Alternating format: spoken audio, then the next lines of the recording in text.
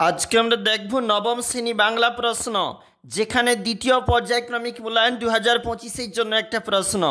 দেখব কি রয়েছে। পুরুষ মানুষের গলার কণ্ঠস্বর শুনিয়া রাধারানীর মনের রোদন বন্ধ হইল। আকাশে সাতটি তারা কবিতাটি যে কাব্যগ্রন্থ থেকে সংকলিত? উত্তর হচ্ছে রূপসী বাংলা। ভারতীয় আর্যগণ কোন ভাষার সৌন্দর্যে মুগ্ধ হয়েছিলেন? উত্তর হবে ফার্সি। পাঠ্যচিঠিটি যে তারিখে স্বামী বিবেকানন্দ লিখেছিলেন? 29শে জুলাই 1897। পক্ষী বিজ্ঞানীদের সম্মেলনের চেয়ারম্যান ছিলেন কোভারুবিয়াস। পরের পেজ দেখো কি বলেছে, এটা পরের পেজ। তৎসম মানে সংস্কৃতের সমান। ধ্বনি লিখিত রূপকে বলা হয় বর্ণ।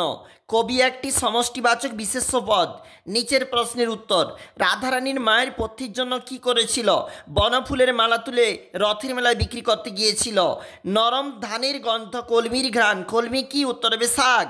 আমেরিকার সংবাদে জানলাম। আমেরিকার সংবাদে স্বামী বিবেকানন্দ জানতে পেরেছিলেন মিস ম্যাকলাউড বস্টনের মিসেস বুল ভারত পরিভ্রমণে আসছেন।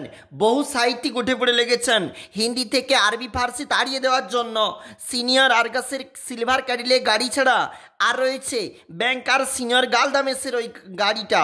কার্য থাকতে কর্য, কাজ কি ধরনের? এটি হচ্ছে তদ্ভব শব্দ। সমষ্টিবাচক বিশেষ্য পদ কাকে বলে? উদাহরণ দাও। উত্তর হবে এখানে শিক্ষক। এটা রয়েছে পরবর্তী পেজ, মানে এটা রয়েছে 3 নাম্বার পেজ, দেখে নাও একবার। এবং এটা রয়েছে দেখো, এটা হচ্ছে 4 নাম্বার পেজ, যেখানে কিন্তু গুরুত্বপূর্ণ প্রশ্ন রয়েছে, সারাংশ।